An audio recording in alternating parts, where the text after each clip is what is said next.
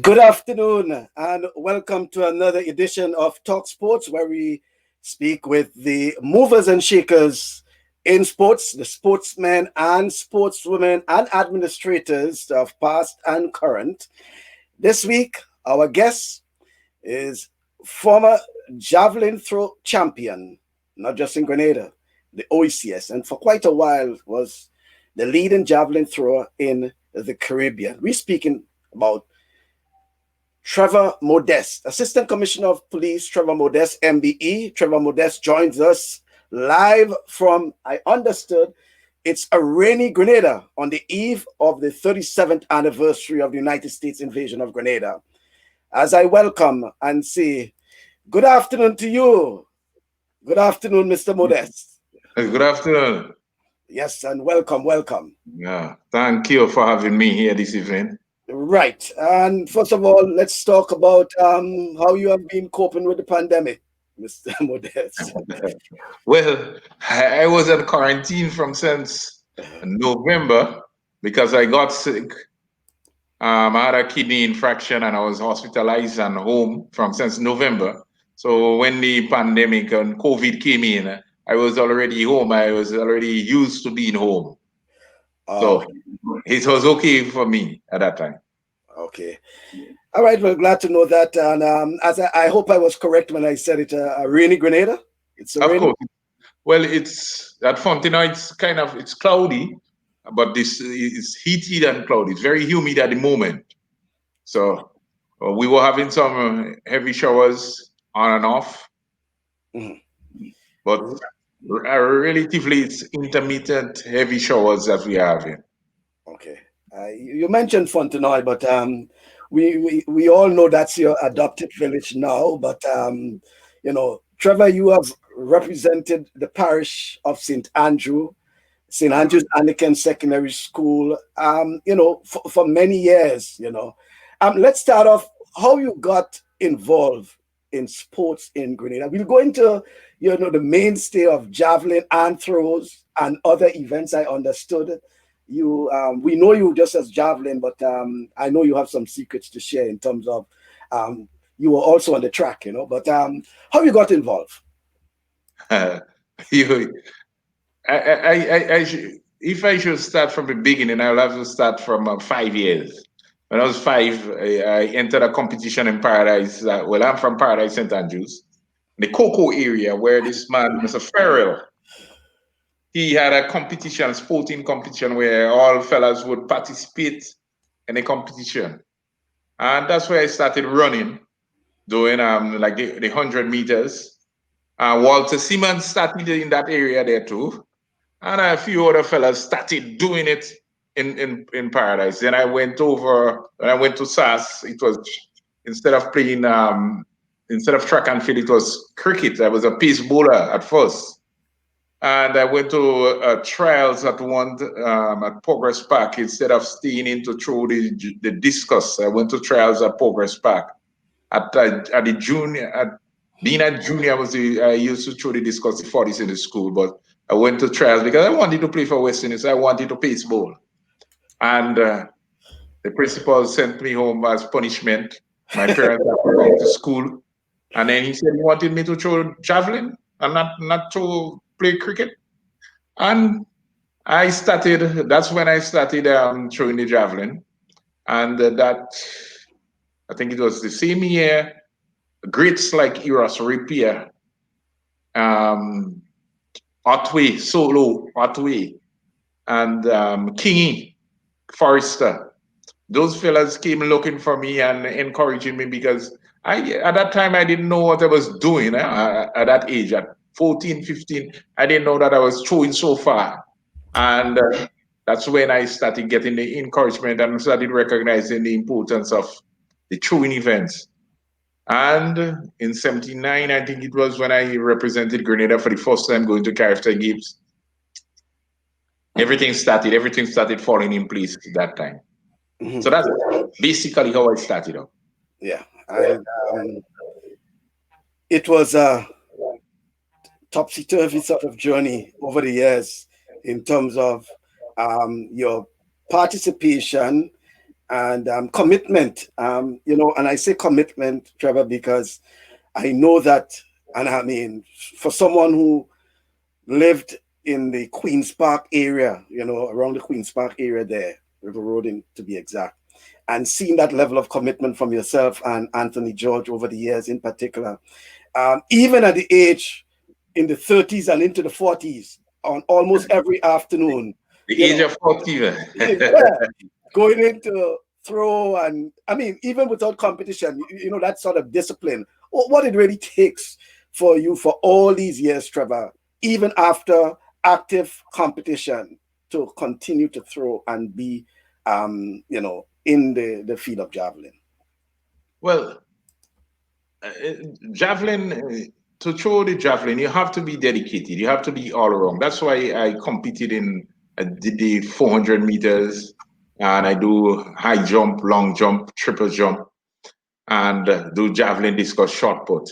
And so you go into SAS, if you're going to throw the javelin, you know that you have to participate in almost every event so that you will be strong. You have to be that all around level of fitness must be there. And we had no coach at the time to actually give us scientific guidelines into how to train and how to develop ourselves. All we knew was that if you're involved in only a discipline in track and field, you will reach that level.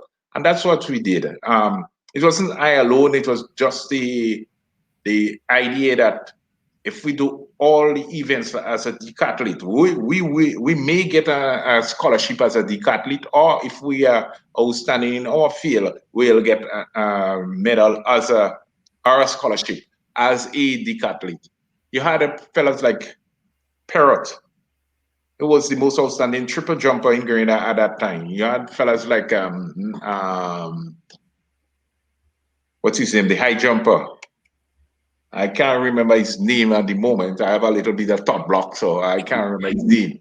And Walter Siemens, Patrick Siemens, Tiki, Roland Joseph. Roland Joseph, yeah. Yeah, man, we were all wrong athletes. Then you have the young fellas coming in. That's when we were in Form 3, Form 4. You have Livingston Nelson, Godfrey Augustine, and those young fellas coming in, Barito.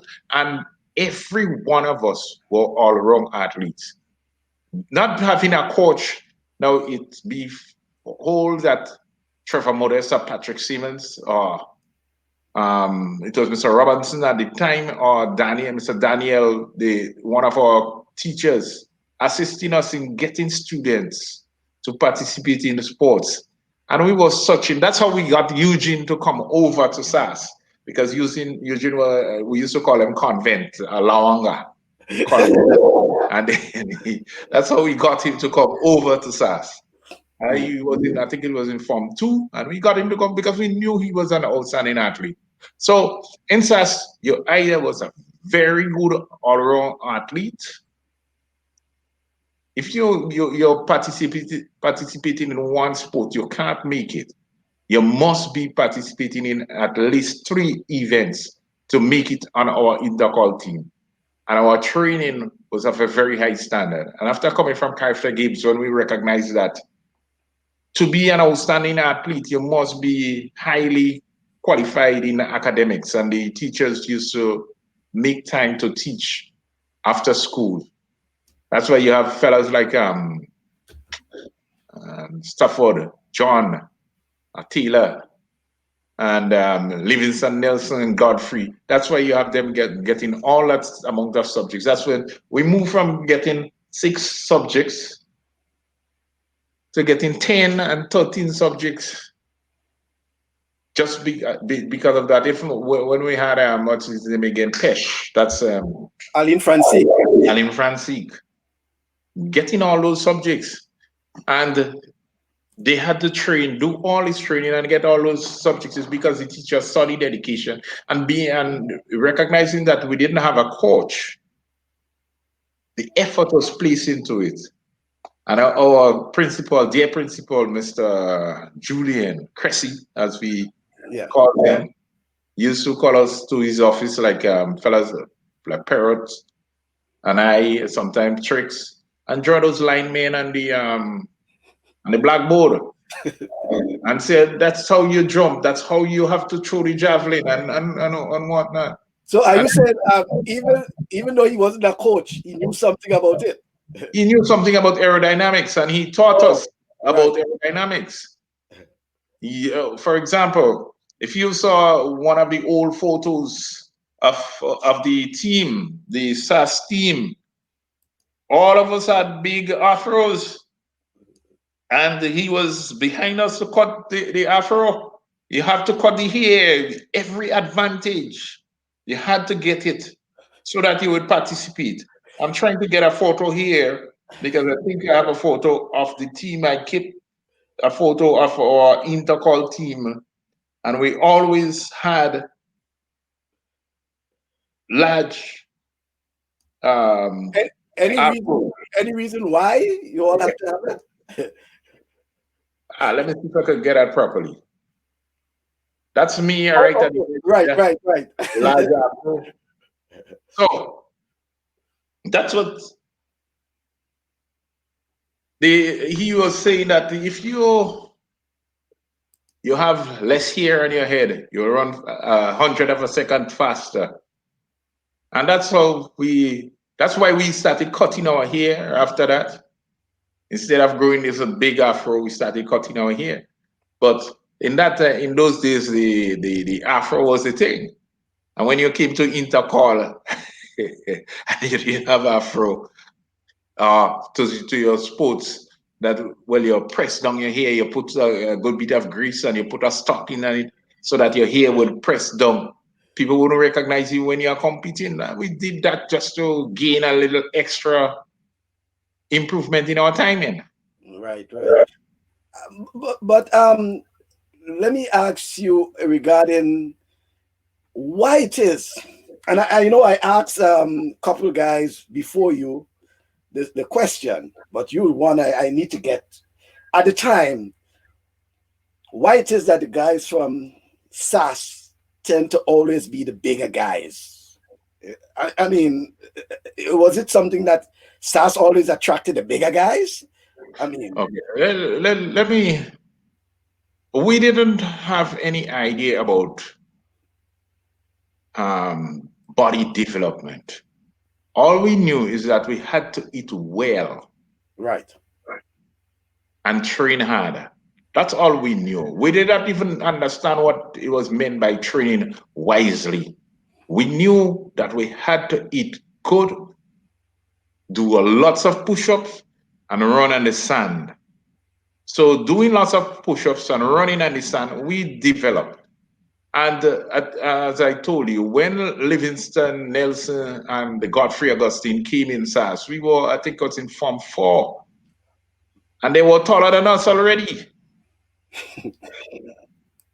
So when I think when Livingston came in, Livingston told me that he was 10 years. I said, man, you crazy man, bring your birth certificate on. And when he brought his birth certificate, I was surprised. And I was teaching Livingston to throw the javelin and the discus for a long time, and he couldn't make it. And the first day he learned to throw, that's when I think I left SAS a good while, and I just came back from training in Cuba, and that's at Capitan St. Louis Police Academy. And he was throwing more than me. As he got it, he just went way away with it.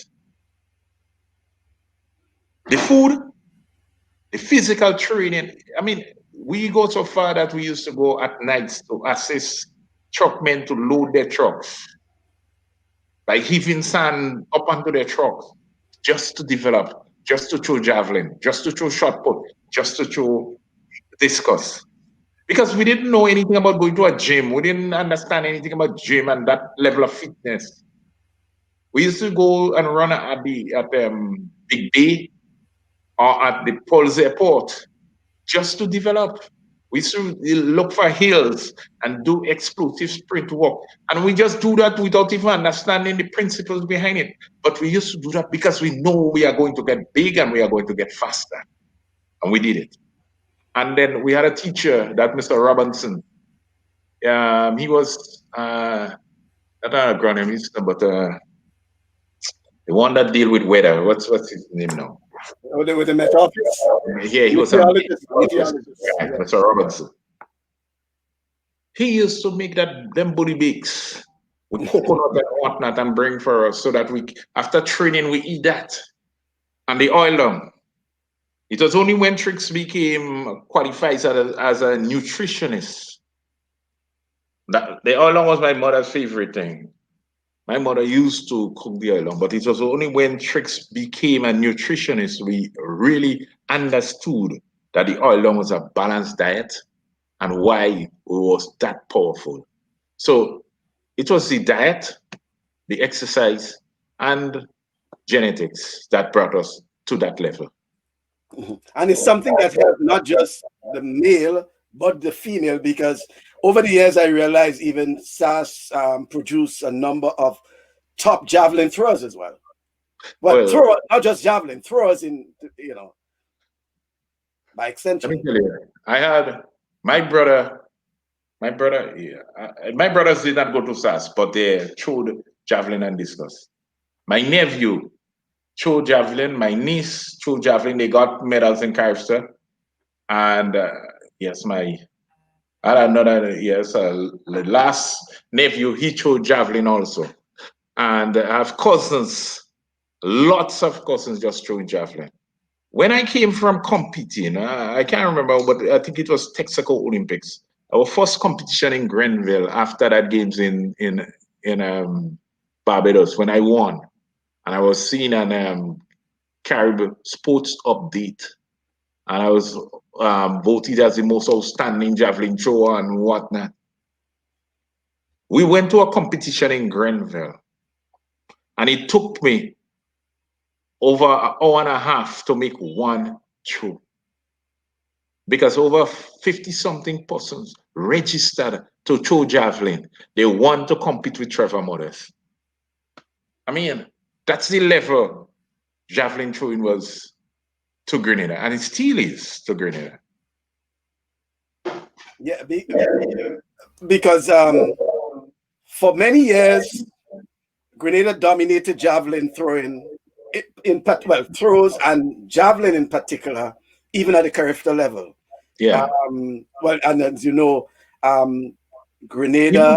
even before character. Well, yeah, and I'm about to say too that Grenada won the first gold medal in the javelin throw in Like era, era era of yeah. rapier when Mhm. character started in 1972. Okay, and then there was a succession of throwers, yourself, and even the likes of Selwyn Smith and I mean Kieran Man, Francis. you're leaving out one of the stalwart man. You're leaving out Dr. Campbell. Oh, Dunstan Campbell, yeah. No, Dr. Dunsan Yeah, Campbell. Dunstan Campbell. Yeah, there's so many others who, blazed the trail in terms of javelin throws. In fact, I've said that when it comes to the 400 meters, how Kirani, was the pinnacle of 400 meters. When you look at javelin, Grenada won more javelin events. Um, well, and in the case You of know, Anderson, who is a world champion, but when you look at the regional, Grenada dominated CAC, Carifta. I mean, in terms of javelin throw, and mind you, even in the multiple events like the decathlon, remember Grenada dominated. Whether it's at the Carifta Games or others, and the throws were the main staple of those events where Grenada dominated. So I'm saying that to say, Trevor, that over the years, and we'll get into most recently how you think we would have progressed in terms of especially the javelin. okay, let's go back to our culture, man. You see, you have to look at culture when you look at sports, culture, genetics. You look at what we do. Look at Paradise St. Andrews. Everybody pelting stone. You're busting man head. You're pelting stone in the night. You're pelting houses. Look at Guav. Same thing you're doing. Look at Tivoli. You do that. All over Grenada, we throwing stones. We pelting mangoes, coconut, breadfruit. I couldn't climb. So if they tell me go and pick breadfruit, I pelt. They tell me to pick a coconut, I pelt it. And that's what we did. That's the life in Grenada. Then you're talking about agriculture as a backbone of the economy. We work the land. We use the fork. you realize that I never said anything about co-development when we were training, because we were cutting grass, fucking, and you had co-development. That's when you develop your stomach and your back. We never exercised for that, because what we were doing was there, the hills, to walk the hills. That was the high knee lift walk that we were doing, strengthening our legs. Our culture actually mold us to be the type of athletes that we dominate in the Caribbean with. Now, you look at men loading trucks.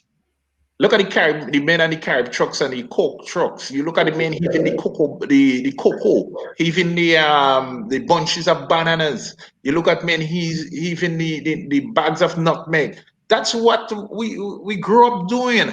So when I was growing up, I used to fuck, I used to cutlass, I used to play big man and heave blocks, heave heave shades of sand and do those things. Those things develop your shoulders, and all how I walk out to make my arms, my bicep powerful and big. It couldn't happen because the foundation was laid just to my shoulders alone develop, and my arms remain hard and slim. It ain't getting bigger.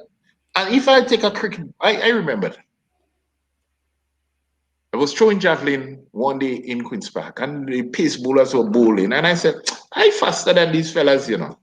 I can't remember who was the coach. And he said, Modest, what's wrong with you? I said, okay, give me a ball and I bowl one, and I'm faster than them. And I bowled. It was like a beamer from one cricket stump to the next. But it was real fast, faster than the bowlers. And the coach was asking, he said, Modest, when you come and play cricket? I said, no, man, I ain't showing javelin. I just showed you your that was a tall fella from Montparnasse. He was pace bowling at that time. I said, I'll just show him how to do it, and he will get it. Just like I explained to him, and I said, look, javelin throwing and pace bowling is similar. Same thing I did with Eugene Lickwich too in regards to his triple jump. And I said, you deliberately make a hop step in your jump. I mean, in your throws, in your bowling. You do that and concentrate and doing it, and you'll see what would happen. And that's when that man started bowling faster and faster. Well, let me go to Eugene Lake with his triple jump. Eugene always step with his long jump. He always overstepping. And I say, come, let's measure your run up and do it like when you're throwing javelin. And he gone. He broke the record in Trinidad 2 weeks afterwards. Same thing with Max Wayne. And it's just because you teach them those things, and you get it. But we have real talent in Grenada in every track and field event you could think about. The important thing to do is to identify those talents, guide and direct, and get the students' parents involved. If you get parents involved, you get everything that you need to get. My parents, when we were in SAS, our parents were not involved, but we look at Cressy as our father and whatnot, your grandfather. So we looked at Cressy like that. And Cressy used to make sure that he paid attention to us. Imagine that I went to school one day and Cressy called me to his office, and Parrot also, and I think Trix Pass was there too. There's a few of us he called to his office, and he pulled his drawer and he pulled out his plate and his knife and fork and everything, and he asked us if we could do that. And he taught us how to use it. We grew up eating with spoon. You understand? But he made sure that we learn to do those things. Right. I remember once Cressy told me that I can't speak. And I turn around and I say, so I can't speak. He said, no, you can't speak. Tell me something about yourself. Man, I don't know what to talk about myself or what to say about myself. But when I went to that year, 1980, when I showed in character games, not character games, but in intercall and won and broke the three records, I did a perfect interview because I was taught how to do impromptu speaking, how to express myself, how to talk about myself. I did that with the athletes in Carrick also, and they become remarkable athletes. So I bring in Carrick there because don't think it's mainland Grenada alone. These talents lies. Right, because I want you Oh, just stick a pin on Karakou because I saw a comment there from Cecil Belfon, known as the Flying Turkey, and he was saying that a very good man, Trevor Modeste. Please pass on my regards. Last time we interacted was in Karakou many years ago. This is a good human, good citizen, and I'm proud to know him. Let's talk about Karakou, your involvement in Karakou. well, you see, let me do it, man. I'm retired now, so I can say it. Oh, really? That's good. Um, Sports, national events, national things should not be, politics should not override national events. National events should be national events. And anytime politicians utilize national events to make themselves look good, you're destroying the country and you're destroying athletes and you're destroying people. As a police officer, I was trained to be a national, to be nationalistic, and not let politics interfere with my judgment. I was transferred to Carrico because of politics. And when I went to Carrico, it did not hurt me per se. When I said that I was disappointed being transferred and sent to Carrico and the reason that they gave to send me to Carrico. But when I arrived in Carrico, I said, man, watch no, man. That's Grenada, that's my home. That's my family in Carrico. So I'll do my best. And then that's when I recognized that there is nothing you call disappointment. If you find it's a disappointment, just assess it and look around. You will see some positive aspect where you can make inroads. I was in my office one day and two young fellas came. They knock on the door. I tell them, come in. They came in and I said, Mr. Modest? I said, yes. Mr. Modest, can you come and coach us to throw the javelin? I said, nah, man, I ain't coaching nobody again, man. I done that. The next day they came back. And the next day they came back. And I said, okay, give me 2 minutes. I went to the diary, saw the diaries where I was going, took my cap, my cane, and in my full uniform, I went on the grounds. And I started coaching.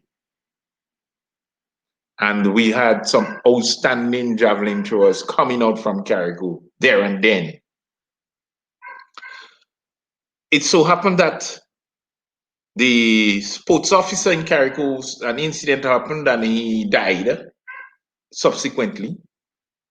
And it was I and what's this Calypsonian novel? Talpri. We were the coaches in Carrico. Short pre, short pre. Short pre, sorry, not Talpri, short pre. That's Skylark's son. We became the coach in Carrico. And I was working with students, and then one evening when I came from St. George's coming up on the Osprey, I saw a young girl. They came from debates, and then we spoke, and she asked, we were talking, and she was asking me things about policing and what, and she said we should win, kayak should win, but then they cheating us, man. I spoke to her, and then subsequently I started advising on debates and whatnot.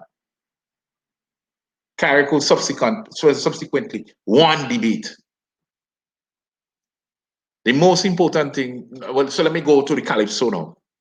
I was asked because of that to assist with the Calypso. Say, I can't sing Calypso, I never read a Calypso. Why should I come? Next one say, you could coach and debate and fellas could win, you could coach and Calypso. So I said, okay, I'll speak on lyrics. And I spoke on lyrics in that Calypso competition. I mean, that Calypso workshop. And I highlighted some points in regards to the diction, the culture, your accent, and understanding the relationship between culture and pronunciation.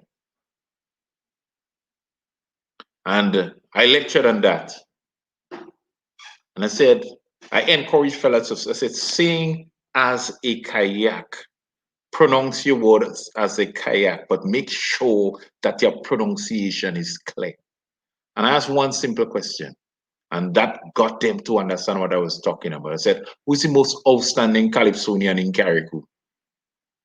They couldn't answer. And I said, Skylark is the most outstanding Calypsonian in Carriacou. I say, listen to how Skylark sing. Everything is kayak and you can understand everything clearly. And Calypsonian turn and say, so where I singing there, man? Officer, I say, move me now. I say, move me now means move me. No. He says, so what you feel? I say, I understand what you're saying and I understand what it means, but you're saying like a kayak. He says, so you find I should change it? I say, no, don't change it because it's clear. He won a road match. Talpree change, not Talpree, I go back to Talpree. Shotpree changed some of his words in I think it's accident. And he rearranged his tune. And that's when Carriacou lift off. The debate level gone up. Everything gone up in Carriacou. Sports level, every living thing gone up. I was told that I was playing a politician in Carriacou because I wasn't doing police work. I used to go to work for 8 o'clock and come back sometime 8, 9 o'clock in the night. From one meeting to one class to one this and whatnot. That's what I did. And I work hard in Carriacou. And I get people in Carriacou to understand that, look, you're not no aunt child. You know what your aunt child is? Now, it's, are you living by your aunt? You know what that means? Your mother left you and you're living by your aunt. And you're catching your hell. You know that. You have to understand that you are a kayak. You speak like a kayak. You move like a kayak and be brave as a kayak. And that went through to them, man. And that get students to develop. And you can see it up to today. The level of development coming out from Carriacou. I'm so proud of the kayaks that when they come to Grenada, they come to look for me, man. Students, big boys as well as, well, I say not big boys, but adults now. Sometimes they calling me out, hugging me up in tongue, and I ain't know them from their kingdom come. I used to get javelins, shoes, everything. And there was an outstanding Kent Joseph. Kent, man, I can't remember his name. His father was a police officer too. I have some little brain damage from the sickness, so that's right. That's understandable. Yeah, Kent used to, every living thing I need, he sends it without asking a question. He used to spend thousands of dollars to send stuff for me to develop people in Carriacou, in sports, and fishing organization, the, what you call it, the yachting, and all those Is things. it Ken Simon? Ken Simon. Yeah, Ken Simon. Yeah. He's supposed to get some awards. He's supposed to give him some recognition. In fact, even as we speak, he still assists a number of schools and individuals. I know he's a good soul. Yeah, man. Mm-hmm. He's one of the most outstanding entrepreneurs that came out and assisted students. Mm-hmm. Well, there's another comment here from Ray Roberts. He says that Trevor is one of the most passionate athletes I ever met. He was in a superstar group of athletes in his years at SAS, and given the opportunities today, he could have achieved plenty more. He should have plenty to say, as you were saying now. but getting to that point that Ray made, Let me that let me give, get up to Raymond. Let me answer Raymond. I had finished competing at one time, and Ray came and he said, "Look, Junior Murray will win Sportsman of the Year from now going back. Nobody can beat him." I said, "Ray, if I gone back throwing javelin, I beat Junior Murray." We bet. I went back and I beat Junior Murray. Ray was one of the announcers who, when I talk about that interview in 1980, that intercall interview, it was Ray Roberts. Ray Roberts asked me a question. He said, "It is said that you are using drugs when you throw that distance." I said, "Drugs?" I said, "What's drug?" I said, "I don't know what is a drug. You talking about medication?" He laughed. He said, "Drug to increase your performance." I said, "We don't use that. We just train." Ray was one of the motivators. Ray, my good friend Troy Gavier, as an athlete, we compete together and he motivated me. And Paisadi, those are the people that get us to reach where we have developed to be. You should have feel you were feeling the boots of Ray Roberts and Paisadi and Troy Gavi, but then you back out, you cut out. You had to take that mantle after them and get all the sports news, man. I used to have to search for sports news in Paradise and send for Ray Roberts so that he can market and sell young athletes, footballers, cricketers, Peter Blair, Claudius. You get it, you give them. And man, we used to do that thing. We used to go to 14 events just to get it so that we would sell it. There was a time when I moved from the police force for a few months to work at the West Indian Publishing Company, and I used to take the photographs and send it over to Ray. Send it over. Man, listen, those are the events, the other attributes that assisted us, that caused sportsmen to develop. That brain of sportsman quiz, that brain of sports quiz with Pele Dabo again, come in and talk and get on, and you know, man. And also the little pecan where they would tell you things to encourage you. You used to get vexed, man, when they tell you those things, and then you're killing yourself because you want to do it. What's your name? Hercules. Michelle. Right. She again, I remember she scolded me. I said, what is this girl? I said, she gonna see what I'm gonna do. And when I go out there and I won, she was the first person running down and big hug and thing. Yeah, man, listen. If you can't get people like those people anymore, we won't develop in sports. We have to get these people.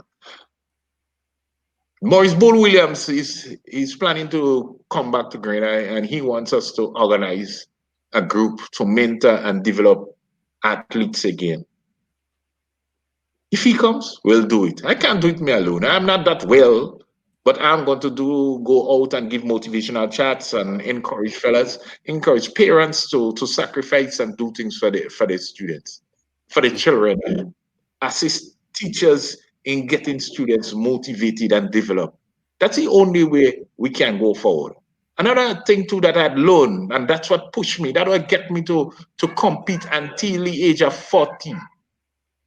Look at all the outstanding people in our society. First one we're talking about is the Prime Minister. He was an athlete. He was a sportsman. Look at my doctor, Dr. Friday. He was an athlete. He was a sportsman. Peter Blair couldn't hold a ball, but all where we were practicing and playing sports, Peter Blair was there announcing, playing. He's an announcer, encouraging people. Even though he couldn't do it, he was there making sure that we did it. You understand what I'm talking about? Mm-hmm. So if I go to call people who are helping me in regards to my development, man, the whole of St. Andrews, every living body, every farmer, and in my career as a forensic scientist, I used to tell them the first person who showed me how to track, how to look for things on the ground There's a man they call Bolo. He ended up using drugs. And an old man they call Morris, who used to hold crab. He showed me how to track a crab, and Bolo showed me how to track turtle. And when I went to study in Cuba, it was easy for me to track because I understood the principles, because I learned it from the ground.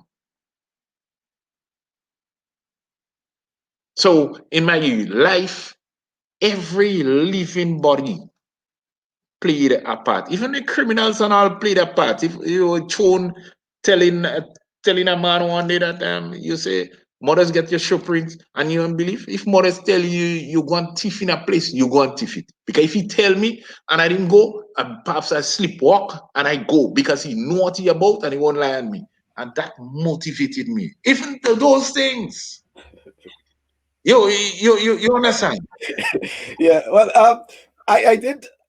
I didn't disappear. I know it's about 15 or more years, I've left Grenada and things like that. So I had reasons, and things like that. So, but there's a point that Ray made there about given the opportunities today, right?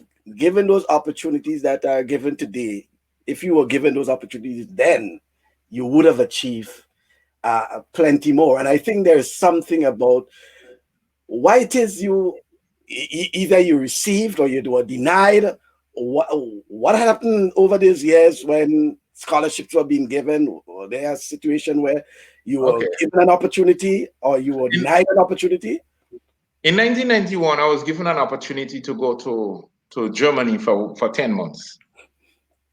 When I throwed 70 meters, it was 69.96 meters I throwed in Barbados, and then went to World Championship.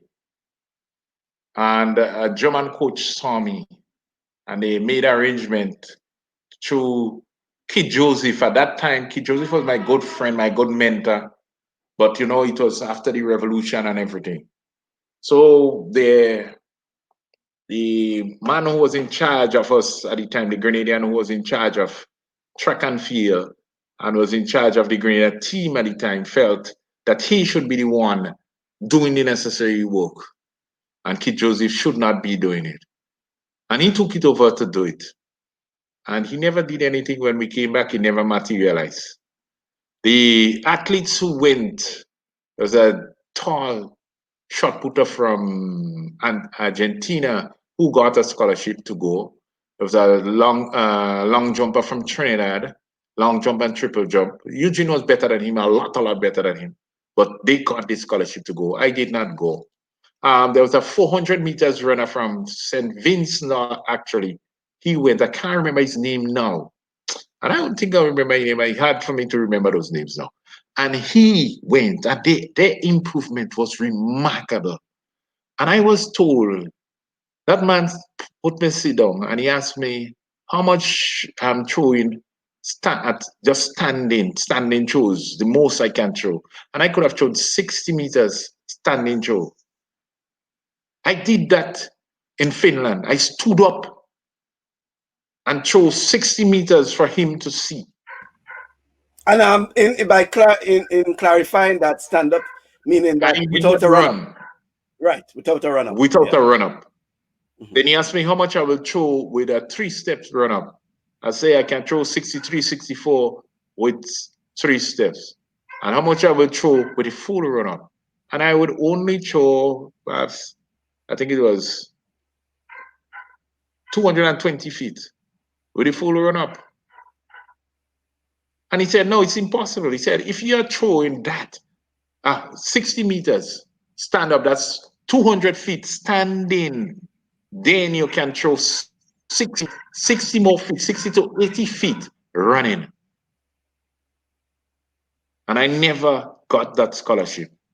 And it hurt me, but when Ray came and told me that I can't be Junior Maury again and I can't do this and what, I went back competing and what. At that time, we were not getting scholarships in Grenada. At that time, they were doing the building, just after that, they were building the stadium.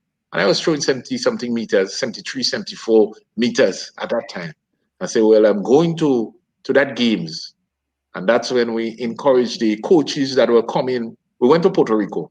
And then we encourage the coaches coming from the States, and they were going to Trinidad to intercall, and they came to Tantine in the intercall, boy, and that was it. We left. We skyrocketed. We gone from there onwards. Now, they saw Alan Francis run, and some of the coaches who knew me in character games will say, no, that can't be Modeste. That can't be Trevor throwing steel. Especially that one of the coaches from Cooper, Bradley Cooper, and another one from the Bahamas. They say, no, that can't be Trevor Modeste. That's an old man. How come he's still throwing? And then I spoke to them and I explained to them why we're not going anywhere.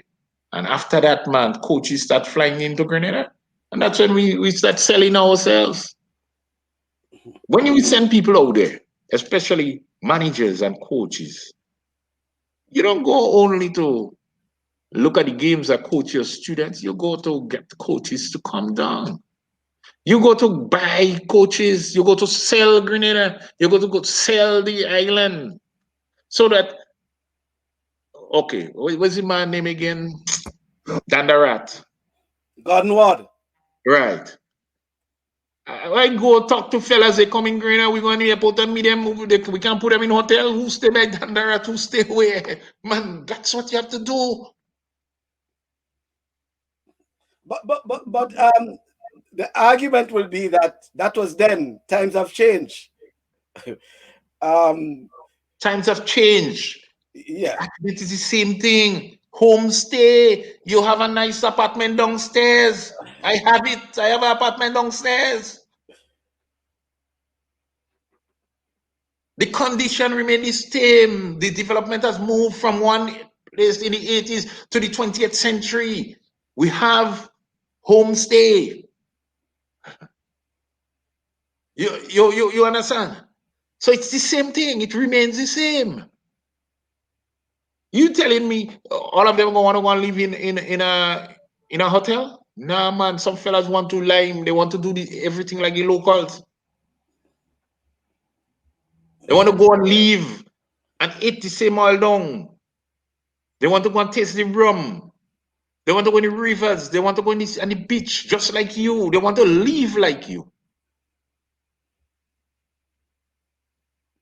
Imagine my partner, forensic pathologist, he's from Grenadian descendants. And he's coming to Grenada to work. Government's supposed to put him up in a hotel. Sometimes he don't stay in a hotel. He come in Fontaine and stay by me.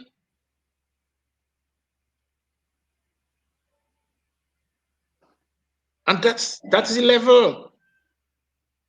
You telling me that we don't have somebody, I'm making sure one of the ministers, you go and talk to them and they'll say, man, watch a man. He go line with me. My first time going to Character Games, what's the man named St. John? Roy St. John?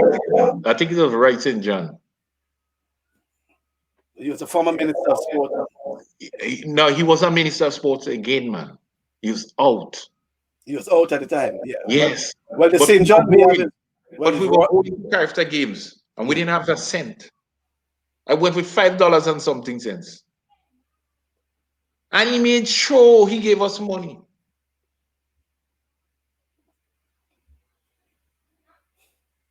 I mean, we compete and we were not competing for.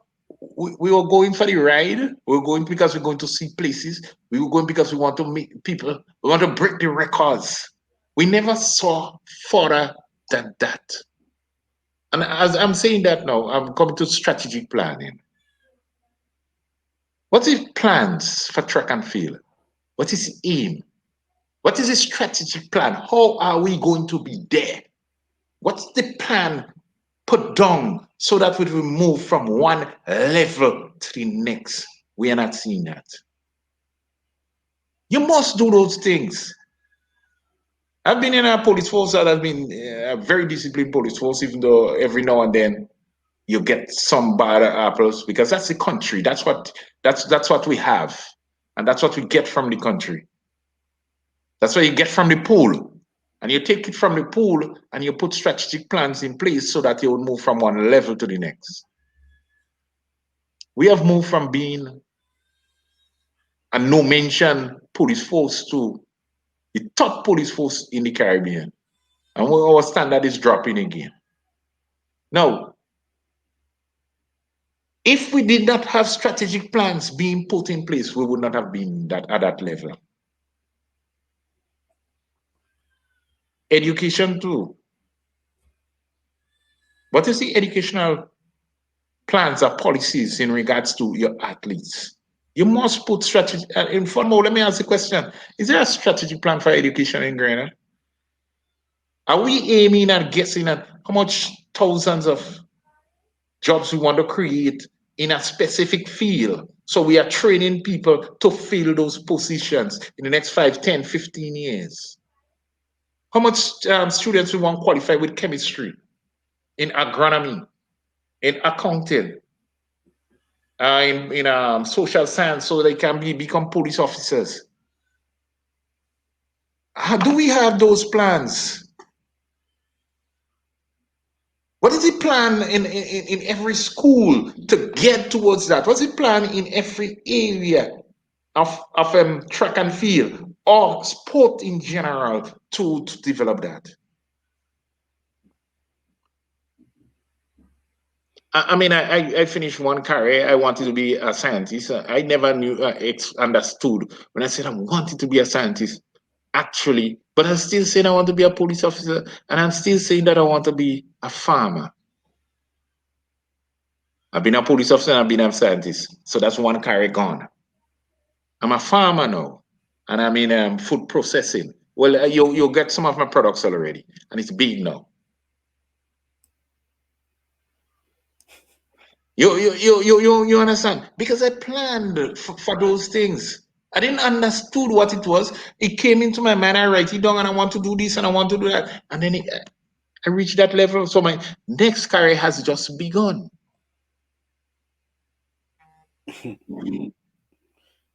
Did you get that trophy for the Sportsman of the Year finally? Pele Dabo wants to know.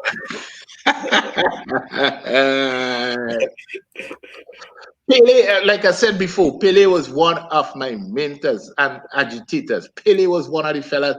Pele, man, used to make me feel like if I was nobody and I had to go back and fight to show him that I can do it.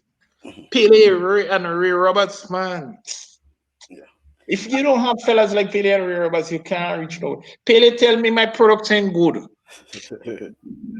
I go back and fix my health products. Pele told me, look, we're going to you ought to get some money, and that's the bank would give me some money after I won Sportsman the 81st year. I got the trophy, but I didn't get the money. Never get it back on bank account. But I got the trophy. And I was just looking at the second Sportsman of the Year, the second trophy. I was just looking at it up there. Mm-hmm. But the first trophy, one of my daughters broke it up. But the second trophy is still here with me. Let me see if I can. Wow. Impressive. Right. Accomplishments over the years, right? Accomplishments over the years. And it's less than a quarter. Mm. Because the fella who got shot recently in Fontenay, he was one of my students. Come here, teach him how to do computers, and they're supposed with trophies and whatnot. He got trophies. He went down home at his home with it. You're speaking of the swimmer Chris Regis? Of course. Okay, right. Man, I taught them to use the computer and everything. We have the one that is goalkeeper for Grenada.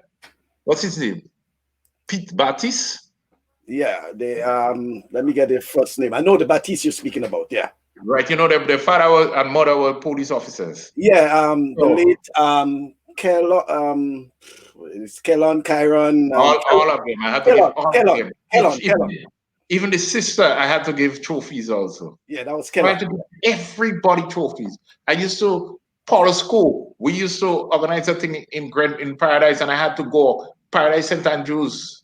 Everybody, I donate trophies. So trophies I won, I donate. You you had to do that. You need athletes to develop. Uncle, I still say Uncle Gary. He gave me orange trees and and mango trees when I was a small boy. That's from the competition in Paradise and things like that. You get something, and you could look back at it. When you look at Vida Bruno and all the outside, Keen and all them people outside there, those were people who were out there, they were elder than me, and they did things that I wanted to be like them. I wanted to be outstanding like them, and I pushed. Mhm. Well, speaking about Vida, she said that Trevor was an outstanding athlete, but most a good human being that helped many athletes, especially in his favorite sport, javelin. He has devoted so much of his time to our young people, and I'm glad to listen to you. That point she's making there about dedicating so much of your time to helping young people, especially in javelin. Obviously, the likes of Paul Phillip and others who have now pushed on to the Anderson Peters and others. I'm But let certainly me tell you something. proud of that. Paul, okay. There was a year this thin, tall fella came and he wanted to throw javelin. That was Paul. And I started coaching and encouraging him. I said, man, you have to get muscles, man. And then he brought another thin fella, few who used to run the 800, Kieran Francis.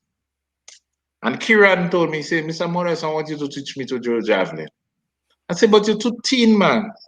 I said, do some push-ups and come back next year.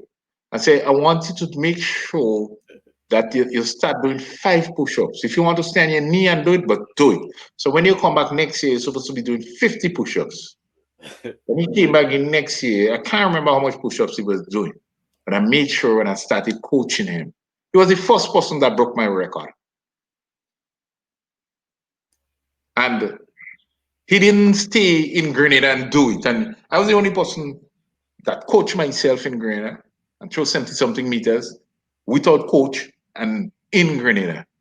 Everybody else, they had to get specialized coaches that they go outside and develop and come to break it. Now, Kieran was one of my best motivators. I said, look, if I can do it, I can teach anybody. I thought your fellow announcer, Janice, what I can't remember her name, man. Augustine? Host? Janice Augustine. Janice Augustine, man. She used to come from St. David's and come to Queen's Park so that I can coach them. But doing crime scene investigation, at times when I come to train late, and they would play in the fool, man, and I used to tell them they have to study. And man, I pushed that schoolwork plus the sporting events. When they got their subjects, they were glad to thank me. I remember one of the young fellas, he was Patrick, he's a vet, I think he is. He's supposed to be a vet, went to study veterinarian science anyhow. And he was one of the students that passed 4 subjects for the CAXC. And I said, no, you can't be doing 4 subjects. You ain't coming by me here and do 4 subjects. Go back and tell the principal I said that you have to do 8. The next day when he came back to train, I said, did you tell the principal? He tell me no. I said, why you didn't tell him? Tell me, can't tell him. I said, you weren't training here until you go and tell him. He went, he told the principal. Principal told him, Mr. Morris tell you that? He said, yes. Say, okay, well, you have to get extra work to work up. He did 8 subjects, he got 8 subjects. And a few students, well, that happened too. Students like Kim, Rhonda, Henry, was a nice tall girl from Happy Hill. She didn't like me at all, at all, at all, until she won that discuss event, boy. And I think I was way on the other side when she won that discuss event in Intercon.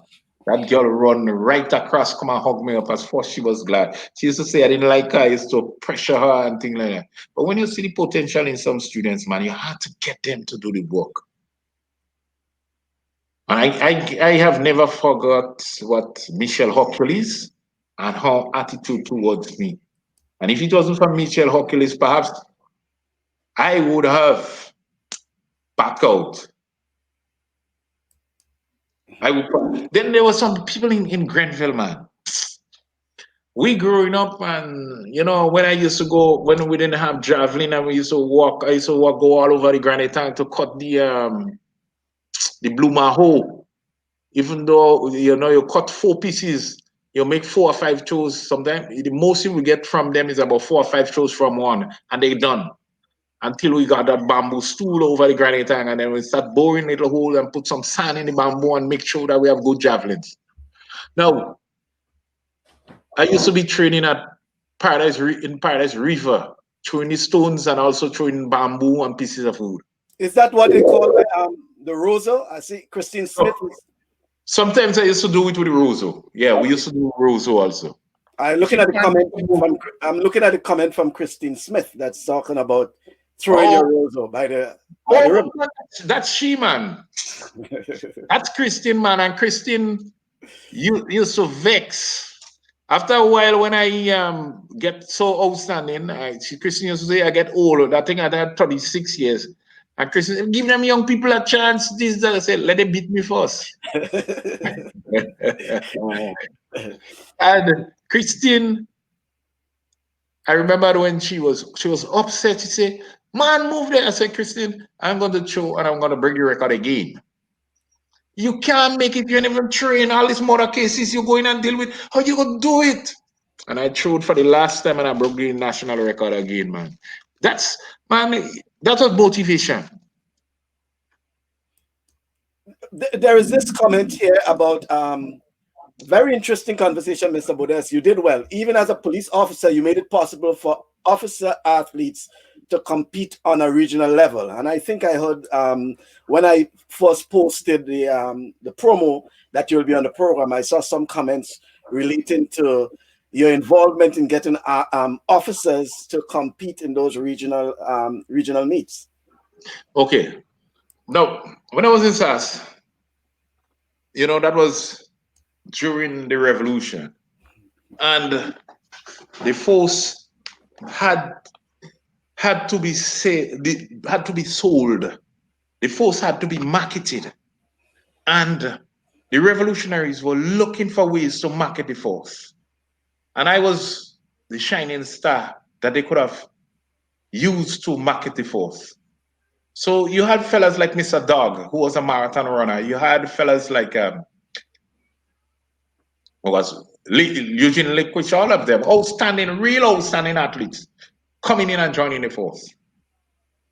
And I go in, I am competing all over the Caribbean, police-wise as well as national-wise. And at one time, I think we had a World Police Games, and the Trinidadians wanted to compete in World Police Games. And I think perhaps I was the only person that was, no, there were 2 or 3 of us that qualified to compete at World Police Games. We wanted to go as a Grenadian team also. We wanted to go as a Grenadian team, our Caribbean team, and we could not go. Trinidad went. They didn't do well. But because of that and because of the level I was at, you had police officers all over the Caribbean fighting to reach that level. Even though there was some before me, but they were not that, outstanding. Only one person that was that outstanding was Noel from Trinidad, because he was on the relay team that won goal with what's the fella name again? Hazley Crawford. And all of us we get together and we walk right through the Caribbean. We went so far that we were able to negotiate and monitor the areas. Like when we were competing, we would go say like Trinidad to compete. And we would leave Trinidad and come up to Barbados. One ticket, and leave Trinidad and Barbados and end up in St. Vincent and come to Grenada and then go back down. And we were doing that all the time. And while I was doing that, I was studying. I was studying, I was working, and I was sports, track and field at that time was not track and field for me. It was my job. That was my duty. I work. My job used to be to go and train, to develop myself, to win, to sell the force, and to sell Grenada. And still come back and solve crime. That was my job. And then the first time, I think it was, what's her name, boy? She had a stroke at one time. She's so officiate. Oh gosh. Help me now, man. She was in electoral office too. Someone will help us. We have Benoit. Judy oh, Benoit. oh, Judy Benoit. Okay. Man, Judy Benoit called me aside one day and she said, Trevor, you have to speak to young people. I said, why? She said, Trevor, with your experience, you have to speak to young people. You have to motivate them. You have to get them to see the light. And I couldn't understand what she was telling me until years after when I saw her son, because I used to be speaking to him all the time and encouraging him. And then I started that thing. It was Gittins, Mount Gittins Pharmacy, and that tall man with the spice basket. Dolan. Yeah, they met me one day. I said, look. That's Mr. Hugh Dolan. Yeah, he said, you have to motivate people, man. You have to chat with young fellas. And I mean, I never knew that I had that gift until Miss Celia Klein's husband met me once and he spoke to me and he said, you see, just as how you're speaking to them criminal and changing them, I want you to speak to young people and change them. Whether it's in sports, whether after they commit a crime, that's what I want you to do. And I just started doing it. So when like Vida and them talking about what I do for students and young people and things, it just perhaps it's natural and I just do it. I just chat, motivate them, get them to do stuff. Look, for example, the fellow who's the procurement officer, Ministry of Health now. When after Ivan, he was just lying, playing the fool. And I said, no, man, you can't have all these subjects and like that. And I encourage him to write for position. He went to Ministry of Health. I encourage him to get us call that he went to India. Now he's procurement officer. Do you have Jackson again? Jackson still working with but I sent him to do construction. He had 13 subjects and he ain't working. I said, man, do construction, man. When he went to his first interview, they asked him, say, look, what are you doing? He said, construction. Why are you doing construction? He said, he was instructed by Mr. Modeste to go and do construction. Who Modeste? Sergeant Modeste. He ended up doing 3 jobs one time. One of them was with American Airlines. American Airlines moved him from Grenada to the United States. And that's the level. By extension, he's now a manager. He's a manager with American Airlines. He's a manager now. Yeah, he's also a manager. He's over in Texas. Man, he makes me proud, man. He made me proud. There was an athlete too, Mawson. I can't remember. Mawson is his surname, from Montserrat. And I encourage him. And sports, track and field gives you a level of determination that you can't get it anyway. That mold you, that passion is molded in you by participating in that sport. And he is now an engineer working in Texas, airline engineer working in Texas. And he was a police officer. And it's because of motivation from me, he's doing that. Outstanding athlete.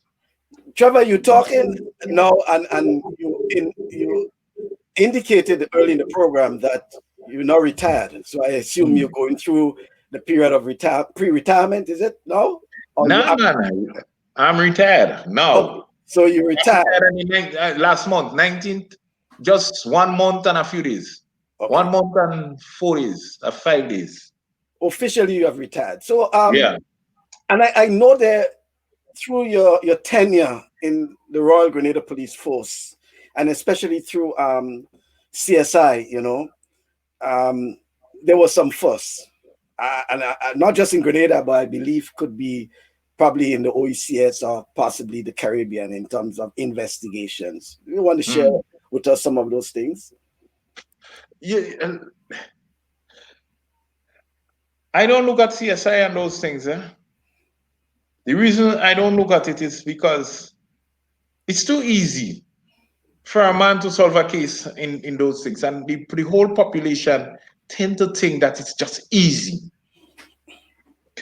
When you're a crime scene investigator or forensic investigator, you have 2 to 3 sets of forces against you. One, your administration is against you. They support you, but they're still against you. You have your peers at administration, they're against you. Then you have the people, the public, and in Grenada, it's the boss men, most of all.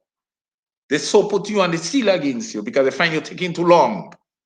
You should solve that case the next day. I remember going and train one day and a boss man telling me, you going and train, go and solve the damn case. I say, well, I done solve the case already. How you mean you don't solve the case already? This morning, the man killed the woman. I say, but I solved it already. I'm going and train. And they couldn't believe. So you have to think in terms of that. Then you have the people now who are, their academic level is at a certain height. They are the top academians in the country, and they tend to think that police are dunce, you dunce, you're backward, and you can't get things done. And you can't do that in Grenada. And that belittles a lot of police officers. It didn't deter me. I think perhaps because I'm an athlete and I'm determined, those things did not deter me.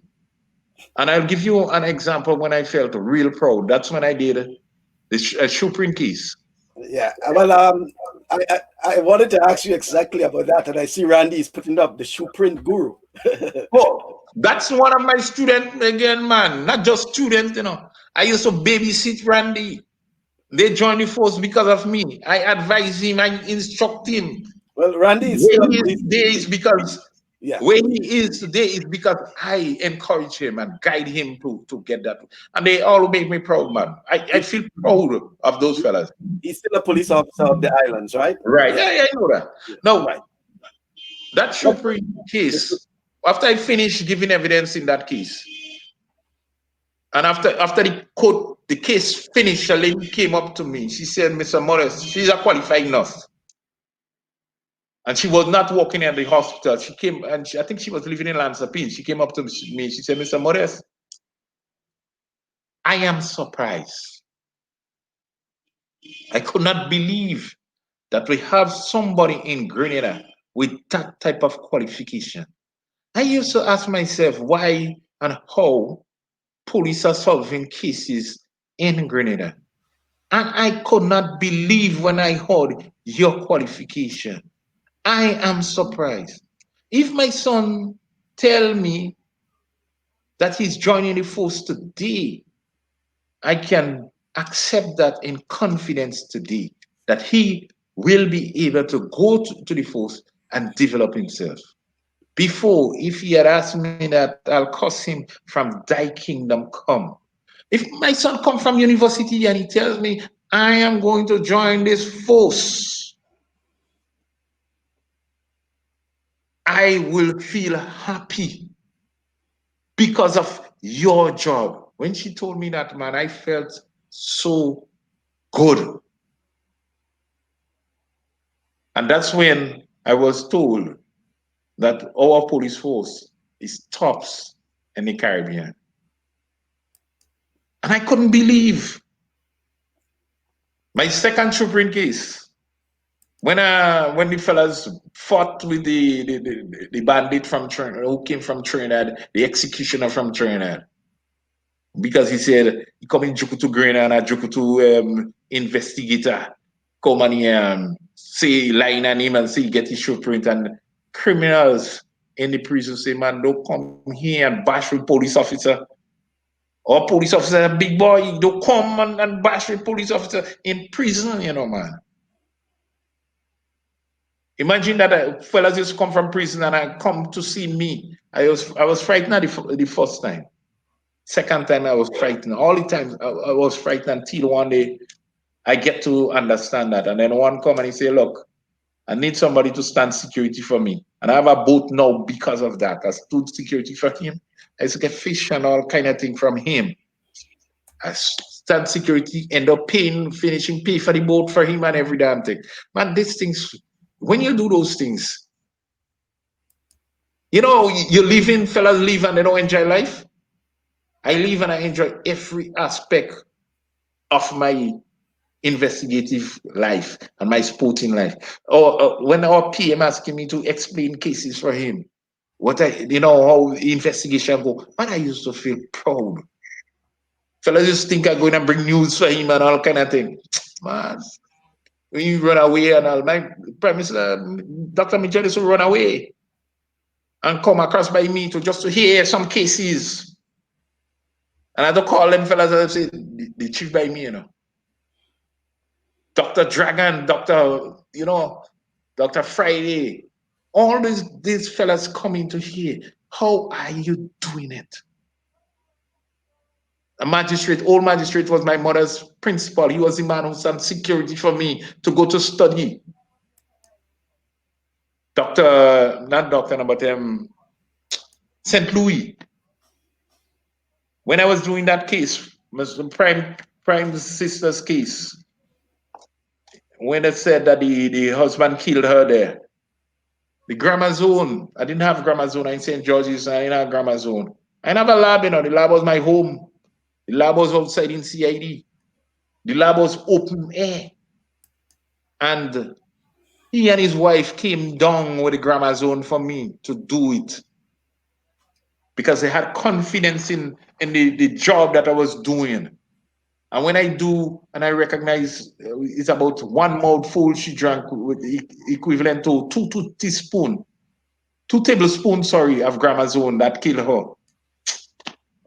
When I do all the experiment home and I give the evidence, I'm the only man in Grenada that the defense summoned to come and give evidence for the defense. I gave evidence for the prosecution, then come back and give evidence for the defense in regard to that case. I did all my experiment, even getting enough. I think it was Koji and who say, mothers, get a old doll and a fan and do all the experiment, do everything so that you could. I say, man, I don't think I'm doing that because nobody believes in me. He said, do your experiment, man, do it. Not because you come from Paradise Estate, I come from Happy Estate too. Do it. And I did it. And I enjoyed it. We were planning to write some of my stories. Not Pilida, but Rado Griffith, one of my mentors again, playing football, and when Rado came up in Progress Park and played football, and I get to like Rado, he never knew until he turned big man and whatnot. And then Rado, I went to lecture in a developmental thing. I can't remember the name of the thing there. And then Rado asked me why I don't become a teacher to teach that at a certain level, to teach the investigative sciences. I said, well, I could do it, but I mean, how to organize it? And Rado started giving me hints and trying to develop me to reach that level. And then he said, we were discussing a case, and I was explaining to him, and Rado said, shit, man, someone is waiting to write a book. I said, well, I wrote on a case already. It's the center of the book. It's called Forensic Toolkit for the University of the West Indies. He said, well, write a book. And then Brado Paul, you know Paul, the goalkeeper, my Paul good Roberts? friend Paul Roberts, lazy Paul Roberts. I still tell him that all the time. You've played football, you're lazy. But that's my friend. That's the fellas that push me. You know, Pigeon. What is he? Was he his brother named Pigeon? Yeah. Yeah. Right. Pigeon, Jericho, Bull, and I, and Tigis. And he used to push me. And Paul playing, goalkeeping lazy, playing lazy. And Paul is the one that don't make the book start. I do everything. I started a recorded some. Paul brought his daughter as an audience once. That's to tell you how far we went. And she was so impressed. She said, "Come on, Dad, y'all get together. I write the book." And we still waiting on Paul, and then Rado could get sick and I get sick. And Rado say, "We could have do the book already." But you know, as I retire now, I think I'm gonna do it on my own with my daughters, one of them, because those are cases that you could tell, you could teach young police officers. My track record in regards to investigation was superb. I think it's second to none. Based on my old principal, not principal, but my old superintendent, Mr. Stanislaus. He was a prosecutor, and he told me, say, "Look, when you hear you go on a crime scene, that's your crime scene. Not the commissioner, nobody. That's yours. You in charge. Me, if I come and you want to make me go, make me go. That's your crime scene." I never forget that, and I use that. And that's what built me as an investigator. Man, when you look at people who push me, who encourage me, as according to Pastor King, Bishop King, you're not your own man, you know. You're Grenada. Grenada is you. Everybody in Grenada own you. And that's how I see it. That's how I feel. I mean, yes, I get fed up. I wanted to leave Grenada. When Dr. Mitchell said, "Man, it's for your development. You want to go? You offer me 10,000 EC a month." He said, "If you want to go, go. It's for your own development." But boy, I go miss you. I'm great, I go miss you. When he say it, it's how he say it. I had to change my mind. I go, but I come back. When you have people, like you're walking down in town, and an Indian man, an owner of a store, an Indian store, or an owner of a Syrian store, and they could recognize you and call you and congratulate you on the work that you're doing. It speaks volume. When you walk into a rum shop in town as a police officer, and people calling you out and talking to you and hugging you. When you walk in town by the you call the market, and vagrants stopping doing what they're doing and saying, "Mr. Modeste, how are you doing today?" and whatnot. You must feel proud. You must know that you did something in this country. Do you think that through sports, Everything is sports. well, it'll help you Everything is sports. excel in as a police officer?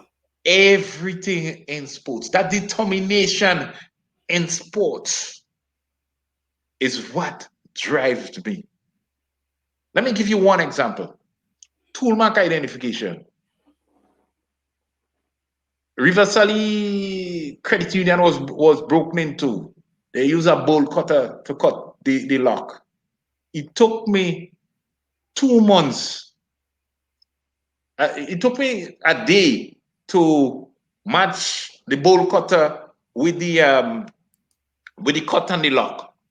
And it took me 2 months to take the photograph to show, because you know you don't have proper equipment, so you don't do it over and over. And I used to take hours taking photographs. And it took me 2 months to get a good photograph with the teeth marks of the bowl quota without that I molded onto the cut and the padlock. 2 months. And an officer used to come, the investigating officer used to come every living day to sit. And one day he said, Mr. Morris, I no understand why you're such a good sportsman. I say, what? He said, you ain't giving up. I say, but how I will give up them a job? I have to do it. And then, just saying that, and I recognize that, look, man, sports give you that determination. And every top-notch person, anybody in Grenada that worth something, they were outstanding in sports. Look around and you're going to see it. What you is him, Kajinan Hood? How much career he went to? He went through teacher, he ain't going politics yet. He going politics just now too. Teacher, prominent secretary, lawyer, pastor, outstanding sportsman. Look at it and you're seeing it, that level of determination. And it's not, you can't stop. You must move from one to the next because of that participation in sports, that level that you have gone through. There are some comments I want to share with you. Someone sent me a message outside of the chat. Gretel Charles, she wants me to ask you if you remember, but she says that from SAS and you helped coaching. She represented Grenada in the character games in Jamaica back in 1988. And I know that name. Right, you would have helped. Yeah, I think I recall the name to Gretel Charles back in 1988 character games, and she wants to extend thanks. And then your good friend George Gotti Robertson. Yeah. Gotti Robertson is saying there's only one Trevor Modeste. I was older, but he was also a role model to me. His humility, generosity, and the support he gave me during my administrative tenure. When it comes to discipline, thanks, bro. I advise one of my friends to make sure Trevor's interview today will be the best. Within 40 minutes, she agreed. And then Cleve Depredine is saying, I'm still convinced there are many like Modeste who are still willing to give back, but impeded because of the simple courtesy of extended a thank you, a virtue we must improve on as we move forward beyond our familiar enclave, safe, secure space. Who is Clever? Who is this Depredine man? That's Toro's brother. Oh. Yeah. Cleve. That man's supposed to be that my uncle. Well, Cleve. They snooks. If it's not uncle, like we cousin, they snooks well, yeah, that's Snooks. Yeah, you related to Snooks. Snooks nephew. Right. That's so. Right. Cleve and Toro. Welcome to your family, Trevor Modeste. Right, man. Harold is saying, hi Trevor, I'm really enjoying your man, I'm a partner. Please explain why you think that a young person in Grenada today can aspire to become a police officer and be confident they can have a fruitful career. Harold is asking this question. How do you think a young person can aspire to become a police officer and be confident they can have a fruitful career? You see, it's the individual to utilize the opportunities that are there. It depends on the individual. There may be distractions, but it's the individual, and an individual can be anything he wants if he joins the police force. He can become a lawyer, can be a forensic scientist as me. He can even be a doctor. You can develop in that level. Now, we had you remember I spoke about strategic planning. We had a strategic plan in regards to move from a force where we just get people with degrees just coming in the force, and to get professionals. And some of the first set of men who got the opportunity with this scholarship, they abuse it. police officers were able to go to study and get their salaries, you would still be a police officer when you come back. Yeah, nothing about after 5 years you're done. No, you remain a police officer. If you do medicine on the side, you'll be able to do your medical practice, but you would still be a police officer. If you are interpreter, a linguist, you're a police officer. Anytime the police needs you, you must perform as a police officer. But you will do your other little thing on the side. That's the level we were at. Now, to get there, one of the things you must have is a police memorial. The police memorial is only to market and sell the achievements of police officers, and also to emulsify the effect that the police force had on some police officers. For example, police officers may be wrongly and unjustly dealt with in the force. And after years, you get to know that that's the case. But because every year you must put people on the memorial and achievements on the memorial, you may have to posthumously promote, recommend, commend officers. That would augur well for marketing and selling the force. And your ex-police association would play a pivotal role in making sure those things happen. Ex-police officers and also your officers' corps in the force, the current officers' corps, would make sure that those things happen. And when these things happen, you would find young people, not through sports anymore, but because of achievements, joining the force. After I joined the force and win Sportsman of the Year, first time, second time, you had fellas leaving secondary school and joining the force. And young fellas got an opportunity to develop themselves. You have young fellas now, a whole batch of people in training school. They have associate degree. One batch, every one have an associate degree. We want to move from the stage of associate degree also and move from this and move to this stage of professional development. You must, and it's the avenue is there. You can get it. We have a very young commissioner now. You have a long time to run this police force. He has a degree. His father said he must be, his father was a police officer. That father said he must be commissioner. He said, you and my son must be commissioner. Either he commissioner or you deputy commissioner. And when Martin and I were sergeants together and we spoke about it, I told Martin I want to be a commissioner. But an assistant commissioner, I want to be in charge of crime. He said, man, how are you going to talk about crime? Nothing more. I said, no, you will be commissioner. I will be in crime. I mean, it just happened that I stay as long as I'm supposed to stay and mold Martin, assist him, back him up to get the work done. But any young person today who wants to develop, who love to read, and who love to develop themselves can achieve anything in the police force. And one of the main things that they have to understand is that they should not forget their position. They should not forget where they are coming from. Man, I mean, every vagrant in town know me. I always have an open office.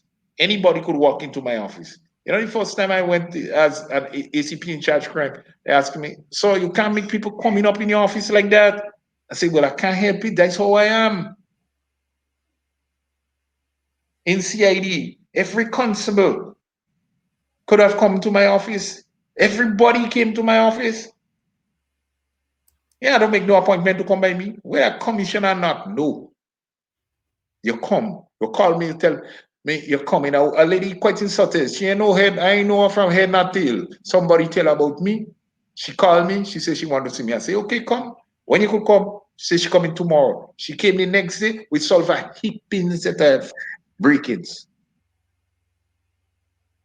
A woman in Belmont cost me head not tail, cost me upside down in tongue once. And I didn't know why she cussing me, and then she just whisper, "So and so that break so and so place," and she gone she way, and she was cussing me. You understand?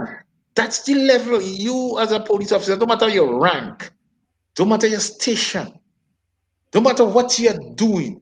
As a commissioner and as a police officer of a certain level, you must be able to walk into any store, any place in town, any back street, you know the back street, and then we use in St. John Street to go on St. Jude Street, where we used to pass through all Yeah, about in the back there. You yeah. must be able to know those places. You must be able to end up by Super from St. John Street, from the market. You go by Mr. Cloud there and end up on St. John Street. You must be able to do all those things. Unless you don't know them things that I'm not doing it. It don't make sense. You must be able to walk in tongue and somebody call you. That's why you have drilling. That you drill and the instructor and the drilling and the square balling for you and telling you things so that you could develop that level of tolerance. You must be able to develop. And unless you ain't get them thing, it don't make sense. And as a sportsman, that is the second part. When you're throwing javelin, are you long jumping, a high jumping? The judges, their influence, how they look at you, how they call your name, because you're competing and you're super sensitive. Every vibes they exude, you feels it. And if you are not controlled properly, you can't make it. In sports, I get fight down. There was a time we were competing in Trinidad. I showed 60.09 meters. First, they wanted to cheat. The Trinidadian showed, he beat me. He showed 60, no, it was 69.09 meters. And the Trinidadian showed 69.10 meters. I know I lose, but first they want to thief. You throw 60.09, 60.90. I show 60.09. The tape showing me 60.09, but they take it quick and they put 60.90 and they put it Trinidad at 69.90 and they put it Trinidad at 69.10. I end up winning. He won. So you as a sportsman and a police, those things come together. Those level of tolerance you have to develop that much. Everything you have to look at, every feelings. I don't know in my job as a police officer which was better, which actually developed me the most, which I gained the most from. Whether it's my studies as a forensic scientist or the influence as a sportsman and people giving me the information. I don't know which helped me the most. I can't tell you. All I know, sports was a duty. When I performed in a sport meet in Grenada, I got information and I got connections. It was, you remember that robbery at Decal gas station? if I was not taking part in sports, if I was not participating in sports, that lady would not have come the night to tell me who she saw checking money the morning of the robbery. If I was just a police officer, she wouldn't have bothered to come and tell me anything. But she know me as Trevor Modeste, the athlete. So she come and check me and tell me. And let me tell you another thing too. A lot of people in Grenada, up to today, cannot equate, that cannot parallel Trevor Modeste, the athlete, and Trevor Modeste, the police officer. They think, some of them think it's two different persons, but it's the one of the and the same person.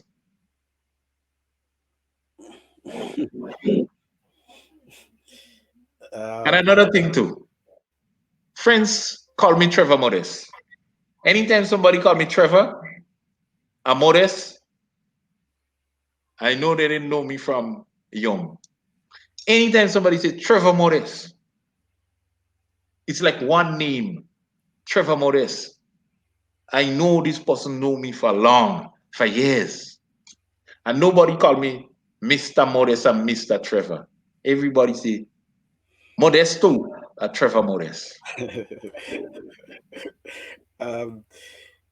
Just getting back to the so Cleve has confirmed that yes, and he go as far as saying cousins, right? Okay. Right. So Tell him Plura coming up just now. So get ready. Go and ready the bag. yeah, so he did say that. But there's a question here from Lincoln Depredine, your cousin, because he's the brother of Cleve, and he's saying that well, the question is, James Clarkson has been a sports coach and national footballer. As commissioner, was Clarkson's presence impact Trevor as a fellow police officer and also a national sportsman? Clarkson's greatest achievement is Trevor Modeste. That's all I will say. Clarkson has never achieved nothing more than Trevor Modeste. That's his greatest achievement. That's the answer. Just like that? Clarkson's greatest achievement is Trevor Modeste. So, in essence, we are speaking to Clarkson as well. No, you're not speaking to Clarkson. If it was not for Clarkson, Clarkson came to the school to get me, to sell the force, to market the force. Even all the work Clarkson do, it can't compare to what I did. But because of what I did, Clarkson was a better police officer than he was. Clarkson brought me to Cuba to train when I went to train in Cuba. All the achievements, the majority of my achievements, first set, was within Clarkson time. Even though my greatest achievement was in Bido's time, because Bido had me as his son. If I ask Bido for anything, he believed I will do it. When I asked Bido for, the first time I asked Bido for an electrostatic machine, he said, "What are you doing with that? What it is?" And I said, "Well, so if I get that, I'll solve so much crime, you're surprised." I got the electrostatic machine, and I got a light, a powerful forensic light they call Mr. Bigfoot. The first day I used it, I solved a murder. Second day, 2 murders in 2 days. And I went from there onwards. And I had good teachers in the force. You had Mr. Lawrence. I didn't meet him as in the force, but he was a javelin thrower. Outstanding javelin thrower. He was the most outstanding. He had the national record at one time. I think that's Randa Henry's father. I'd go spoil my cousin, who's outstanding javelin thrower again. Alexander. Then you had CID, Mr. Joseph, who took me under his wing when I came from studying in Cuba. And I had commissioners that believed in every living thing I do.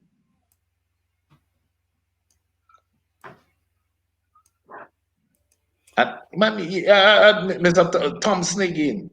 Hello, man, he used to go down well. Man, he believed in every living thing I do. You had Mr. James in the beginning, we had a little kind of rivalry because Mr. James was one of the most outstanding investigators we had, and I come with a different level of investigation, and we had a kind of little rivalry. But when Mr. James stood up and protected me for an investigation in Grenville with Archibald, I was surprised. And I worked harder and harder from then. I studied and I worked, I studied and worked. I used to be taking fellas shoe prints all over training school. Fellas will leave their shoes in the barracks. I'm making prints of it and do my stuff. Shoes in mud, barefooted prints and all them things. I studied that until I used to think about it, dream about it. Just as I always think and dream about javelin up to today, that's how I used to think and dream about those things as an athlete. You had Ian St. Bernard. Man, these men pushed me. You had fellas like what's his name again? Mr. John, the engineer, who told me I think it was a bloodstain pattern interpretation case I was doing. And he stopped and questioned me about what I was doing and whatnot. And he said, look, when I do one evaluation, no doubt back after I do it. I want you to continue to study and develop yourself. And when you come to a conclusion, no dog should bark after you do it. And I tell you, everybody had an effect in my development. Every living body. And I did it. Whether it's sports, whether as an individual, it was there. I mean, you have imagine that you have sports in Grenville. Eastern Games are what? And javelin competition start 1 o'clock, around 4 o'clock, you can't finish. And first year fellas through it. But I'm seeing this comment there saying that I believe if you were my coach, I'll still be throwing javelin, up to today. What's now that you have retired, Trevor? Are you thinking about getting into coaching almost on a full-time basis, especially? Okay, I left out that man. Let me go back to Paul Philip. Paul Philip now, everything that I know, Paul Philip knows it. You understand? And we still communicate. He come to visit me. Anderson Peters was supposed to come with him one day, but he didn't make it. But Paul Philip come to and check me. I supposed to go to St. David Secondary School and do some motivational chat with the athletes and all the athletes, national athletes that are overseas, and they have returned to Grenada. I have to do a little workshop with them. So I'm not fully in coaching and whatnot, but if there is any difficulty and if there's guidance that needed to be shared, I'm available and I go and do it. If SAS want people, call on one people in GBSS, I want to do something, they still call on me, they still look for me to do it. And I do it. Well, it's glad to know that. Let me see. This year is actually Snooks. I think he's somewhere in that photo here. And he was actually buried. As far as I heard, he was buried this week. Last week. Oh, last week. Okay, yeah. Friday. Friday. Okay, last Friday. Okay. Yeah. I can't recognize unless that's him, but I don't think I recognize him. It's somewhere in the middle. He's in the middle here. Okay. Yeah, he's in the middle. I can recognize him. Yeah. So that's Snooks there. Thanks to your cousin, Clem Depardine, for providing that photo. Right. Clem Depardine, Errol George, Paul George, my cousin, River Road. I think he related to you. Paul George is living in Canada, right? Resides in Canada. Right. Right. That's my cousin too. First Okay. cousin. Two Well, brothers, Paul. children. Okay. Well, Paul.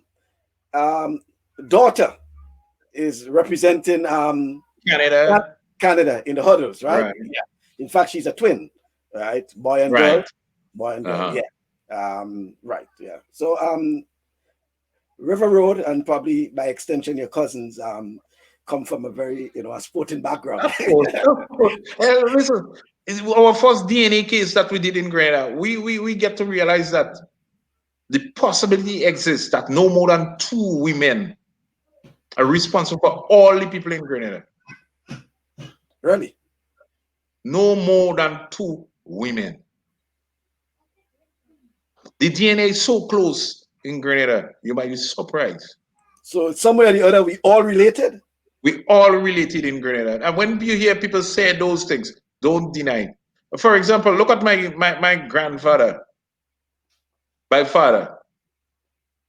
He would leave Got, put on the buggles, jump on the mule, and go to Paul's to spend a holiday. Then go Ladig, come down St. David's, go Mount Fanassus, Victoria, and back up in Got. And you have children all over. Jay, Jay living in River Road used to walk in the radio station. Yeah. Jay from Mount John Philip. Yeah. That's my cousin. First cousin. So you understand? John Philip is not from Grenville, he's from St. George's. And this old man, that's what they used to do. And they had this influence and they go right around the country and do that. If you look again at like Lacroix Apostle and all these fellas and them, that was their life. And look at the few surnames we have. You have the Clacks, you have Modeste, you have the Pauls, the Bukas, the Bascoms, the Maurice, Bascom and Maurice related to.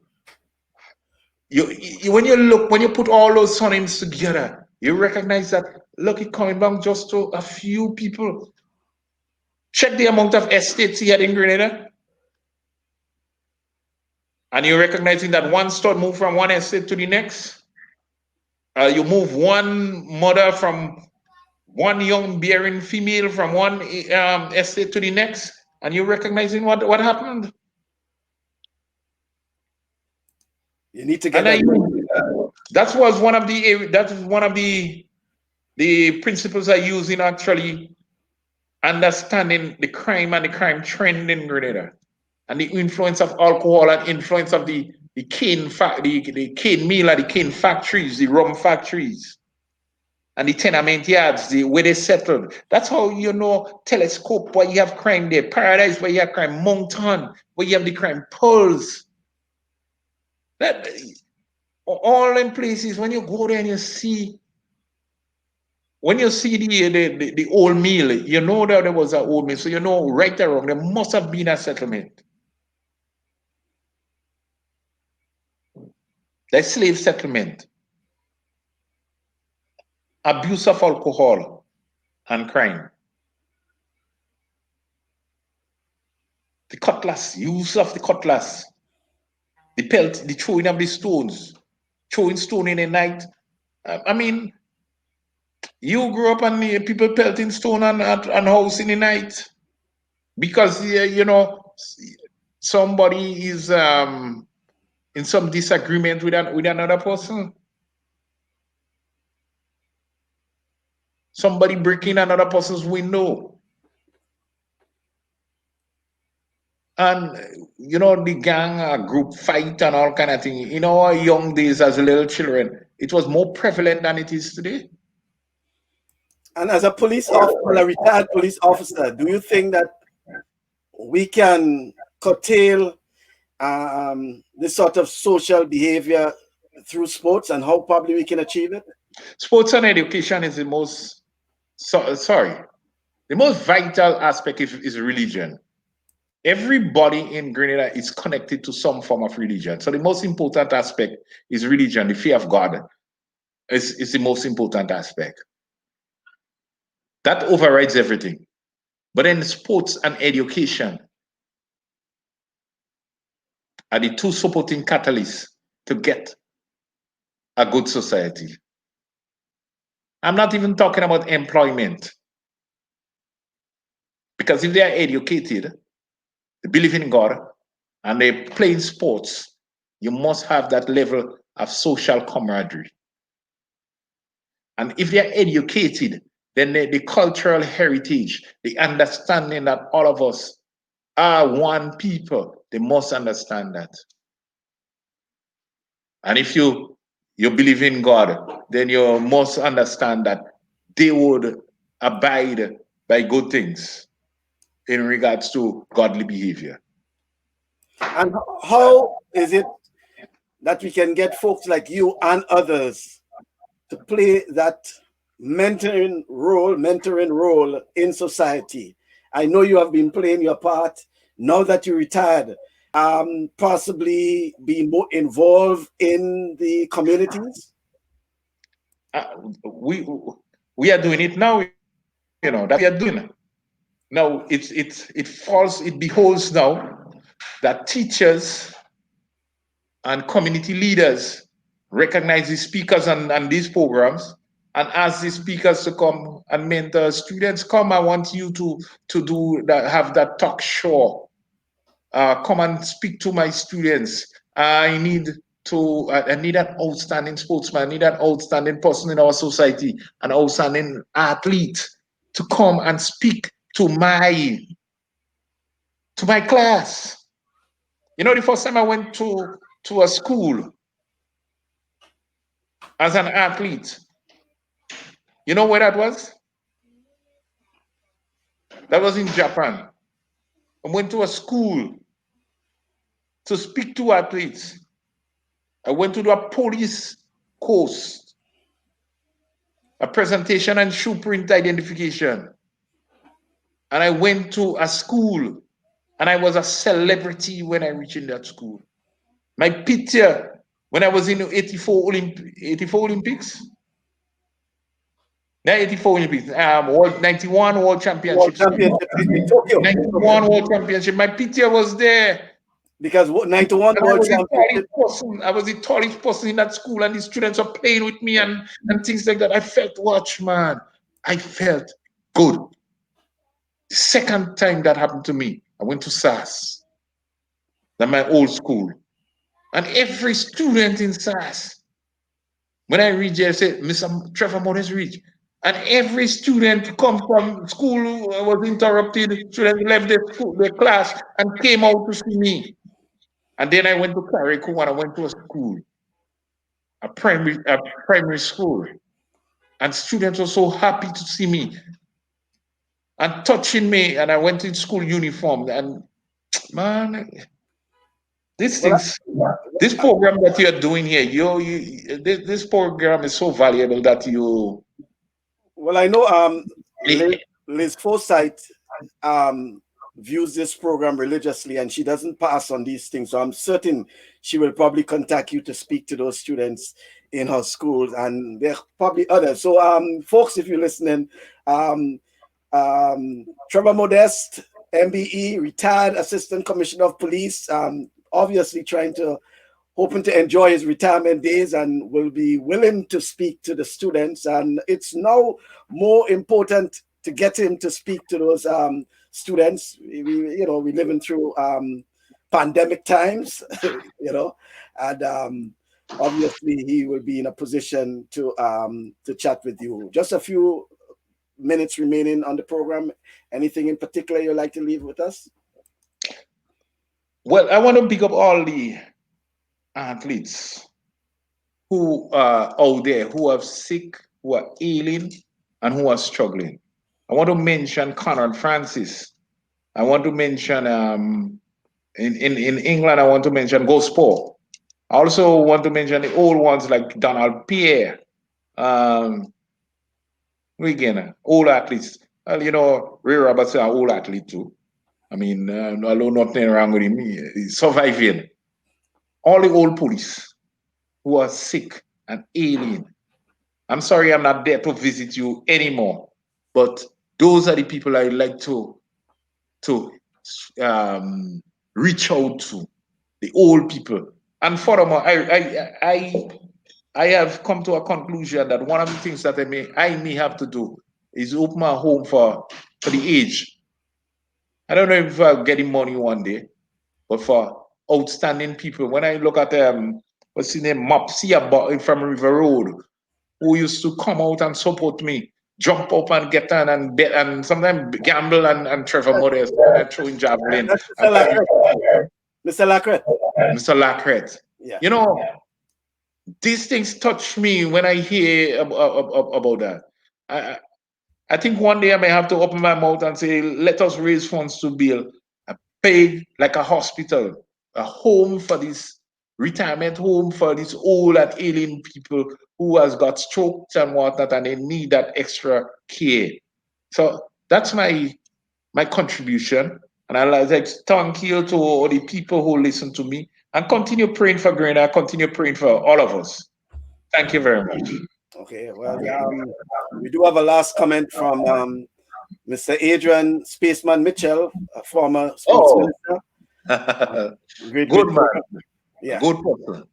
Yeah, he has been well, he has been supporting our program from the start.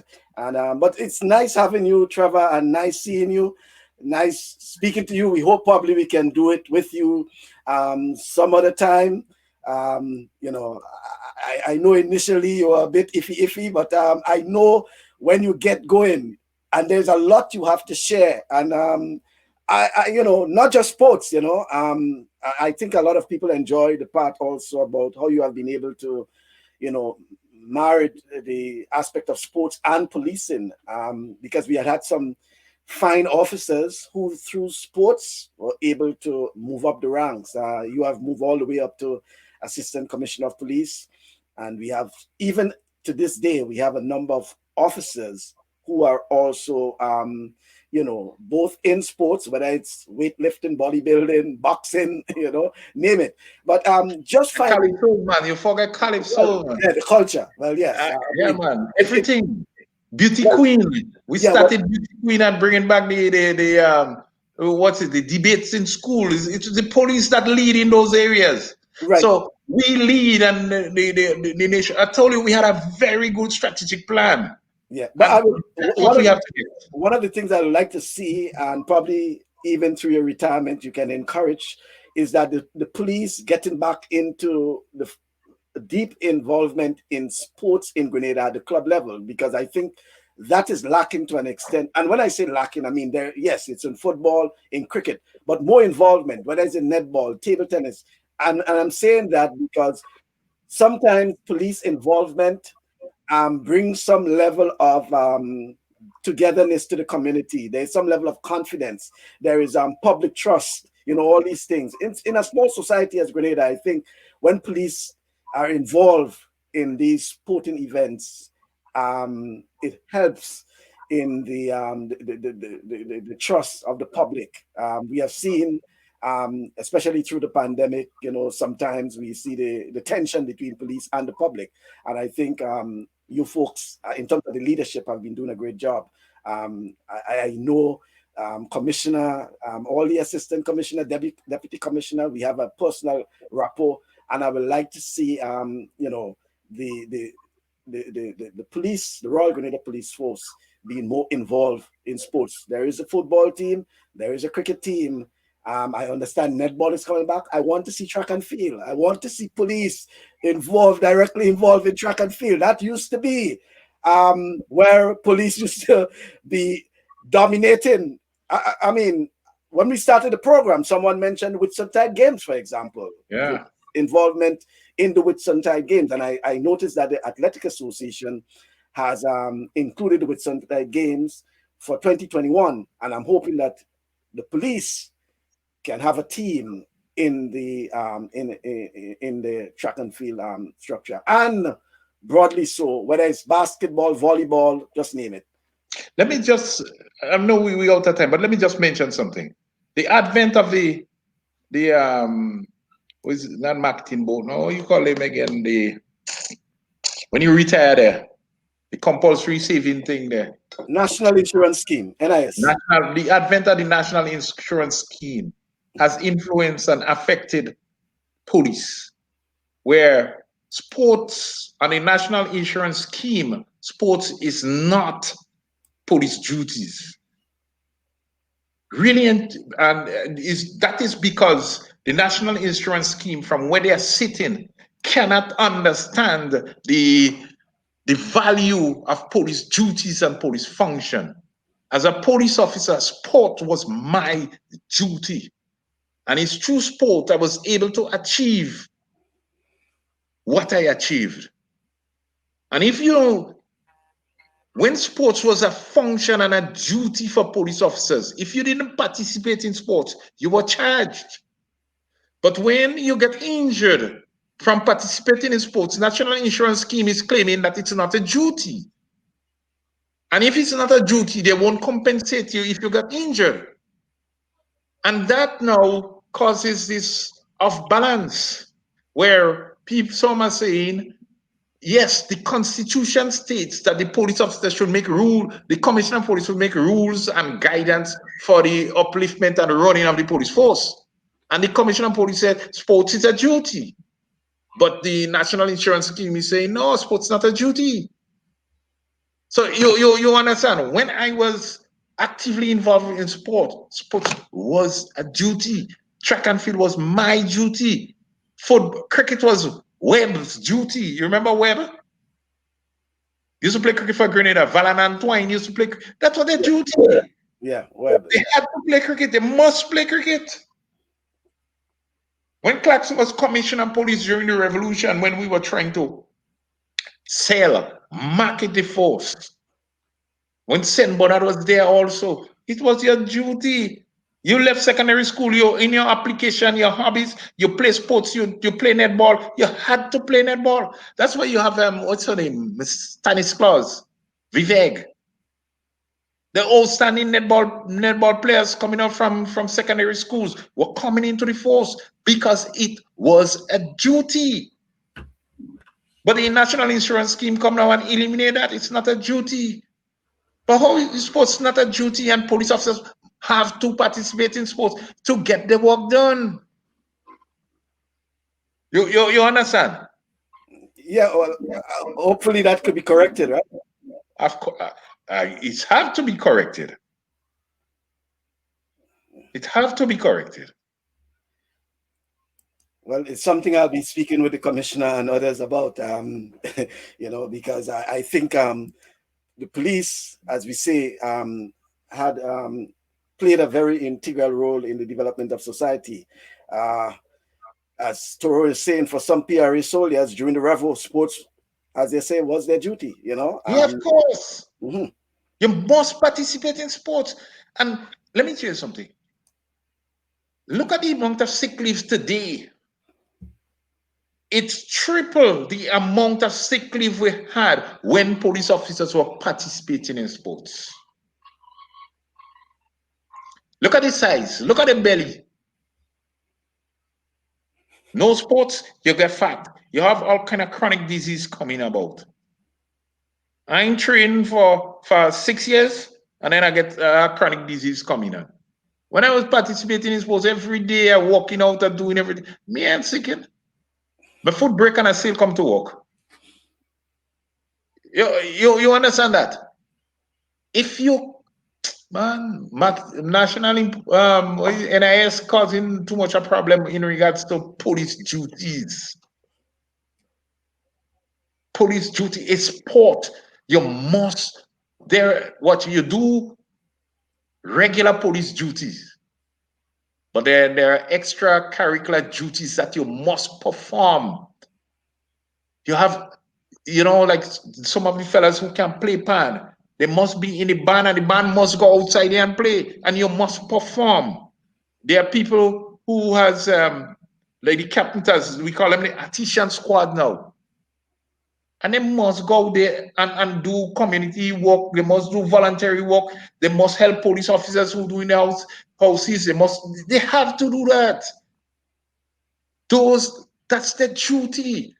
You know, there was once upon a time, the football team in Trinidad, um, comprised mainly of defense force and police officers. Of course. Yeah. Even well, and I know for the defense force in Jamaica, a number of the soldiers themselves actively participate in sports. Look at Right. Codrell, for example, the cricketer who always saluting when he takes a wicket. He's actually a soldier. He is a soldier. Yeah. You know. So yes, the point is being made, but how do we get that to change in Grenada to ensure that sports being part of, and not just sports but physical education? Well, it's physical education. Yeah. Look, there's something that I learned a lot of years. The wheel has been invented a long time ago. So you don't come and reinvent the wheel. And another thing is, if you don't know why the fence was planted, don't go and uproot the fence. Investigate and find out why the fence was planted. I learned through the law that a truck should be 10 tons and not more than 12 tons when it's running on the road. I never knew what that meant until when they came up with SL vehicles, and I went and read it up the laws, and I get to realize that the discussion before the laws were put into place was a geological discussion. Within 6 to 10 tons would be so heavy, it would cause the road, the hydroclastic flow, the ash, which Grenada is made up of, to move slightly, but it won't break the pipes and whatnot. But anything above that will break the pipes. It'll cause the road to wobble and break. And as soon as you move from 10-ton, 12-ton vehicles, all the road mashing up. And that was there from ever since. Another aspect, there is a proportion of women that must be in the police force. It should not pass that amount. The ratio of men to women is supposed to be a certain amount. Now, where they're talking, about equality for women and whatnot, you go and you change that and you put too much women in the force. You must have fraternization.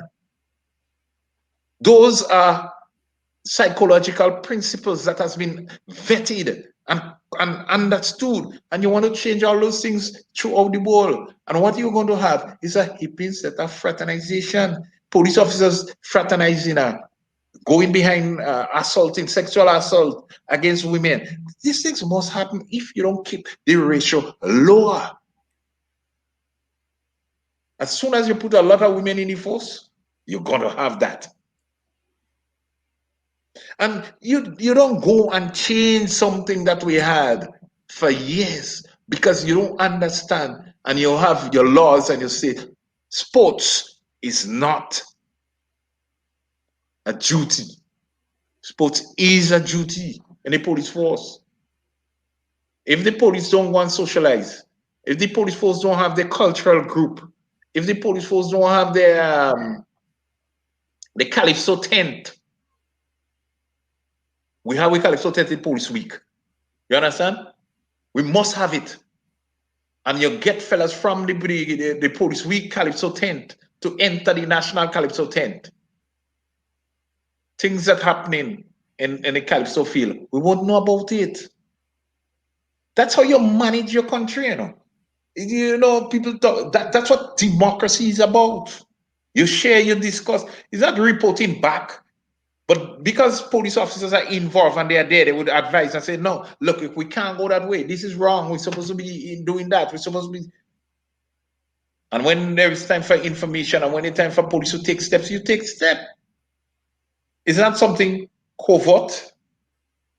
It's not a hidden thing. That's how the police and the public relations supposed to be. That's the pool. That's what we are made of. And if you're going to change that, you'll have more sick police officers. You're getting, man, watch. You see, you sick leave. Man, you can't stop police from participating in sports. That's their duty. And you have to bring it back. And NIS have to bring it back.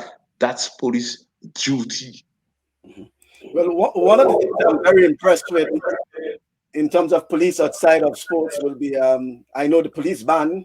I mean, I still of the view that it's well, not, don't let me say probably, it's the Police best. public relations. Well, no, the ban itself, the ban, the police ban is the best in the Caribbean in among police bands, you know, best sounding as they always will say, you know, because the officers. Rain. It's raining. Yeah, the officers are very much dedicated, you know, to the band itself. But it's a good point to end on in terms of getting the police more involved, and it's, you know, it's news to me, and it's glad to know that it's something that has been identified. It's something to do with the national insurance scheme, and hopefully it could be rectified to ensure that more officers are involved in not just sports but physical education, understanding its importance, its role in the, you know, the holistic development. You can't have a police force and there's no aspect of physical education, or probably just part of the curriculum for the training school, and then that's it. You know, there must be some level of continuity in terms of police officers, you know, being involved in physical education. Yeah, thank you, man. Yeah. So thank you very much, Trevor, and all the best. Thanks very much. Yeah. And Oh, Monday's a holiday, right? yeah, I think so.